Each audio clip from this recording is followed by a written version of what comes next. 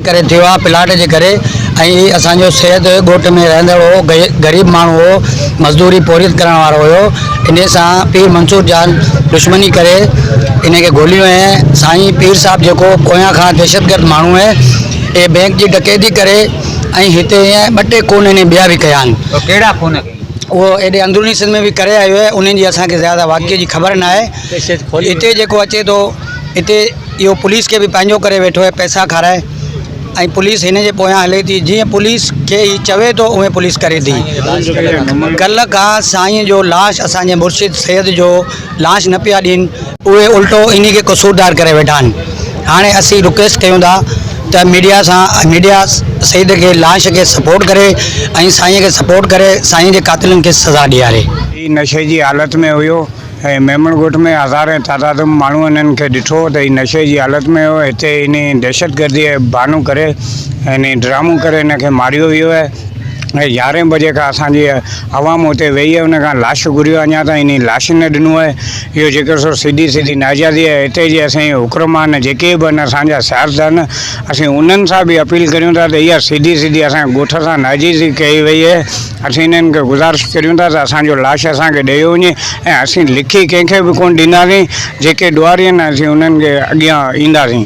ही चयो वञे पियो त पीर मंसूर माण्हू मंसूर शाह सां जेके उन डिकेटी दौरान उन मज़ामत करे उन डिकेटी कई पे क़त्ल कयो इहा हक़ीक़त आहे? न डकैती जी हक़ीक़त त पाण उते न हुयो पर डकैती जो उनजो मूंड ई कोन हुयो। हू पाण नशे में हो। हज़ारे तादाद में असां हिते दरगाह ते ॾिठो ऐं मेमणगोट में ॾिठो ही नशे जी हालत में हो। उठनि ते सवार हो। उठनि जा वीडिया भी असां वटि आहिनि जेको सो ही डकैती जी हालत में कोन हो। पोइ बि हे हाणे इन्हनि जे वॾा वास्तान वॾा इन जा हुकुरमान आहिनि इहे त ज़ाहिर आहिनि ग़रीब खे दॿाईंदा। इहा महिरबानी करियो सरबराही करियो ऐं असां पहिरीं त सोशल मीडिया सां असीं अपील करियूं था त असांजो ही केस अदालत ताईं वञे ऐं उन मुजरिम खे सज़ा मिले। जेको सो कल्ह हिन टाइम खां वठी तक़रीबन राति जो 8-7 ताईं इहो जेको सो उठनि सां गॾु हो हसन पीर जे मेले पे वियो जी। हिन जी राति जो जेको सो वापसी ते ही थोरो खाईंदल पीअंदल माण्हू हो ठीकु आहे। सो ही जेको सो आयो पे पंहिंजो हिते सिधी ॻोठ खां ही आयो हिते को हिन खे पेशाब जो ख़्यालु थियो हिन ते गाॾी जेको सो ब्रेक कई हिन ते जेको सो पेशाब ॿियो कयो हिते जेको सो मंसूर जेको सो इहो पीर जेको आहे सो आयो हिन ते डायरेक्ट हिन ते जेको सो हमलो कई आहे। डायरेक्ट फायर कई आहे सीधा फायर पुठीरा फायर कई इन मसूर जान जी सरंदी पीर आहे जी हाँ किथे रहे थो? पीरगोट सरंदी। अच्छा पोइ उन खां पोइ तव्हांजे जेको भाउ जो जेको आहे डेड बॉडी उहा किथे आहे? उहा हींअर जना अस्पताल में मुंहिंजा ॿाहिरि बि विया आहिनि हिते थाणे ते लेकिन डेड बॉडी अञा तलक न मिली आहे। छा जे करे वजह कहिड़ी आहे? उहा इन लाइ असांखे चवनि था तव्हां असांखे लिखी ॾियो। छा जे करे छा लिखी ॾियो? इहो ई त असांखे लिखी ॾियो त असां मां जेको सुबुह मां को असांखे माना को ख़तरो न थी पए इन लाइ करे असांखे चवनि था त असांखे लिखी ॾियो। लिखी असां मरण तलक न ॾींदासीं हिननि खे जी हाँ। मारियो अवां जो माण्हू लिखी हाँ असांजो हिकिड़ो अमरा बि अञा तलक बंदि आहे राति खां वठी उहो बि थाणे में बंदि आहे। उन नालो आहे जानी शाह नालो हुयसि। उहो साईं सां गॾु छा साईं सां गॾु ई हो साईं जो भाइटियो थिए पाण उनखे गोली बोली कोन न उनखे न लॻी उन कंहिं गिरफ़्तार कयो? उनखे इन पंहिंजे साईं पाण कयो हिनखे साईं मसूर जान साईं पाण जी पाण।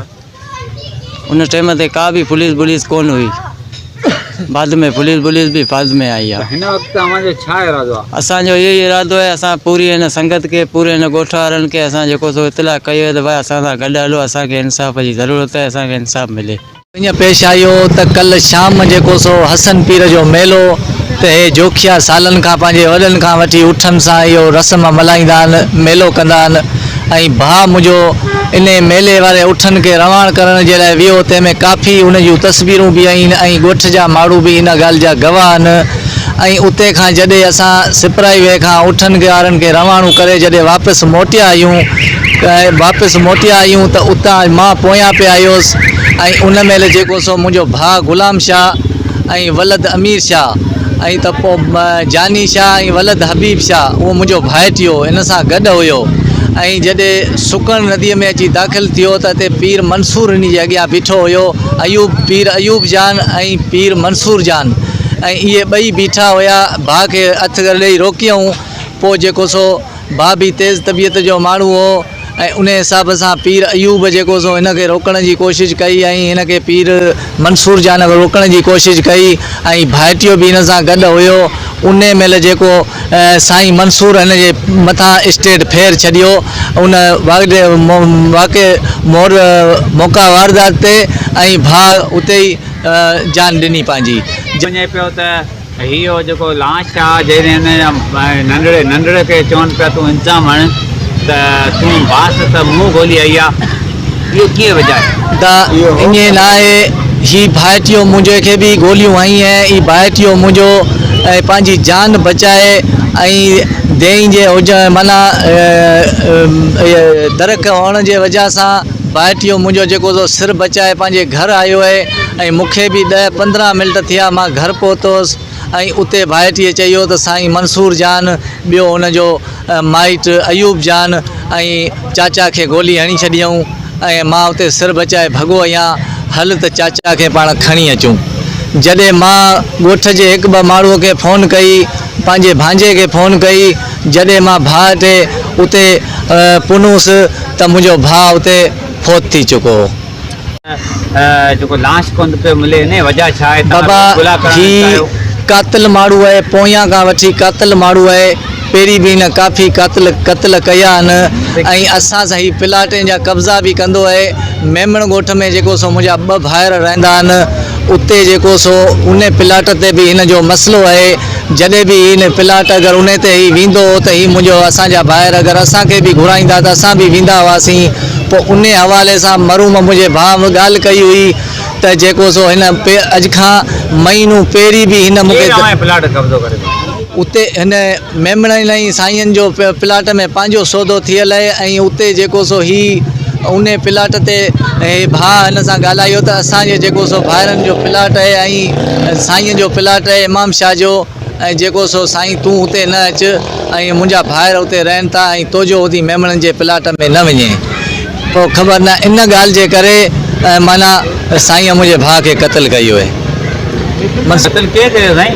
साईं मंसूर जान क़त्ल कयो आहे। मंसूर जान केरु आहे? मंसूर पीर सरंदी, मंसूर जान पीर अयूब सरंदी।